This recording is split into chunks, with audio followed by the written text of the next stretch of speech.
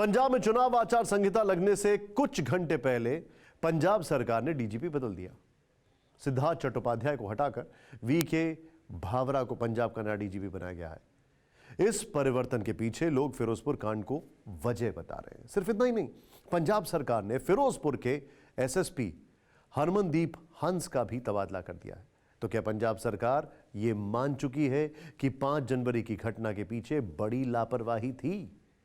देखिए टेलीसीरीज का यह एपिसोड, मैं जिंदा हूं, सिक्योरिटी इन जेपार्डी।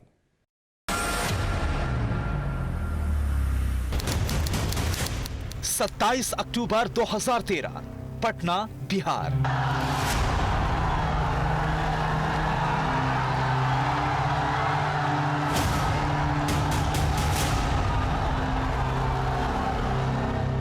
बीजेपी के प्रधानमंत्री पद के उम्मीदवार नरेंद्र मोदी पटना आने वाले थे।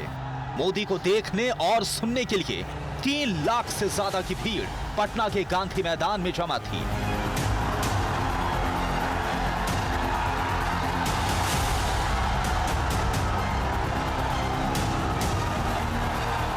दोपहर 12:10 पर गांधी मैदान में बापू की मूर्ति के पास एक धमाका हुआ।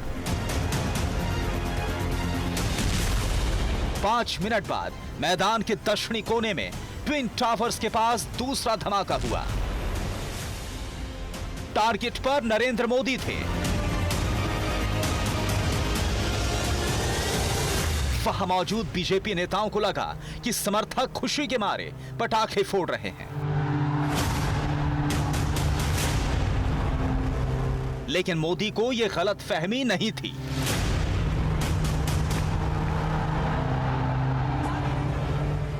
वो समझ चुके थे कि हुआ क्या है।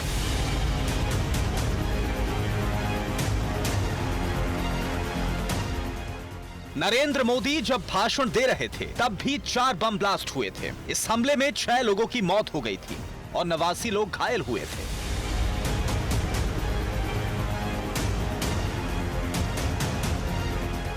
भगदड़ ना मचे इसलिए मोदी ने भाषण जारी रखा। पूरे देश में एक ऐसा माहौल बना गया है।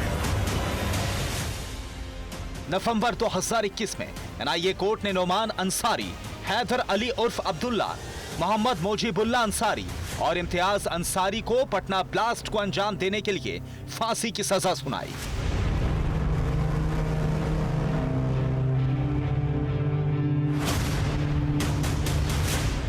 लेकिन नरेंद्र मोदी के खिलाफ षड्यंत्रों की फहरिस्त सिर्फ भारत तक सीमित नहीं है। यह साल 2015 की बात है। 15 और 16 नवंबर को तुर्की के अंटालिया शहर में G20 समिट की मीटिंग थी। यूरोपीय यूनियन के अलावा दुनिया भर के 19 बड़े देशों के राष्ट्राध्यक्ष वैगनम कार्या होटल में जमा थे। दुनिया भर के टॉप लीडर्स के बीच सबसे ज्यादा सिक्योरिटी पीएम मोदी के इर्द गिर्द थी।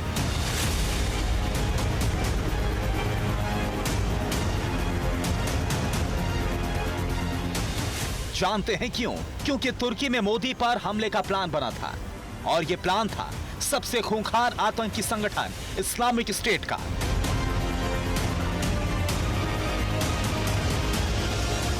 इस सनसनीखेज खबर का खुलासा एक अंग्रेजी अखबार ने किया था।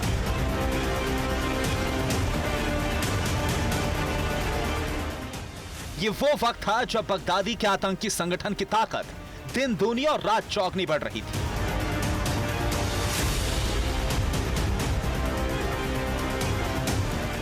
इस्लामिक स्टेट का लगातार विस्तार हो रहा था।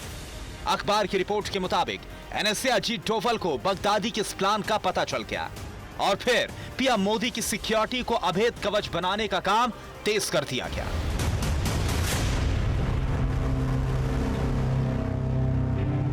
खबर तो यहां तक आई कि G20 समिट में मोदी की सिक्योरिटी में एसपीजी और इंडियन सीक्रेट एजेंट्स के अलावा ब्रिटेन की MI6 और इजराइल की मोसाद के खुफिया एजेंट्स भी लगे थे।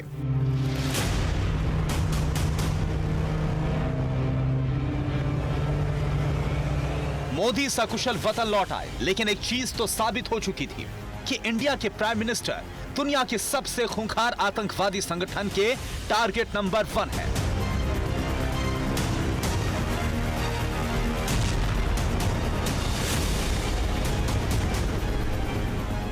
लेकिन ना तो पटना ब्लास्ट के लिए और ना ही तुर्की में बने किलिंग प्लॉट के लिए मोदी ने किसी राज्य सरकार या विदेश सरकार को दोषी ठहराया। लेकिन 5 जनवरी को फिरोजपुर के एक फ्लाईओवर पर 20 मिनट फंसे रहने के बाद भटिंडा एयरपोर्ट पर चन्नी कैबिनेट के मिनिस्टर मनप्रीत बादल से मोदी का यह कहना कि अपने सीएम को बोलना कि मैं जिंदा हूं, यह साफ बताता है कि सुरक्षा में चूक को पीएम मोदी पंजाब सरकार की लापरवाही मानते हैं।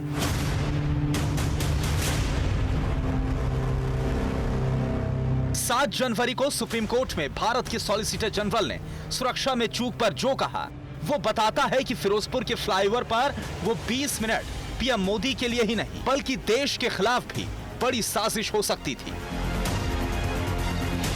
केंद्र सरकार की तरफ से कौन आए? Tushar Mehta, solicitor general. केंद्र सरकार की तरफ से उन्होंने दलीलें रखनी शुरू की। उन्होंने कहा कि यह rarest of the rare case है, उसी आधार पर इसे ट्रीट किया जाए। अंतर्राष्ट्रीय स्तर पर देश की बदनामी हुई है सुरक्षा में, जो ये बड़ी चूक हुई प्रधानमंत्री की। ये जांच राज्य की तरफ से नहीं बल्कि उच्च स्तरीय होनी चाहिए, हाई लेवल जांच होनी चाहिए। और उन्होंने एक बड़ी बात कही कि ये क्रॉस बॉर्डर टेररिज्म का भी मामला हो सकता है। फिरोजपुर के फ्लाईओवर पर जितनी भी देर मोदी का काफिला रुका था, उस दौरान मोदी को खतरे का एहसास और चूक का आभास हो चुका था। मोदी का यह कहना कि मैं जिंदा हूं कोई साधारण बात नहीं है।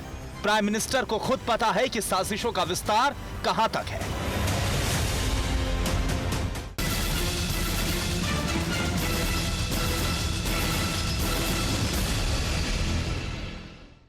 परवाह देश की, सोमवार से शुक्रवार रात 10 बजे TV9 भारतवर्ष पर।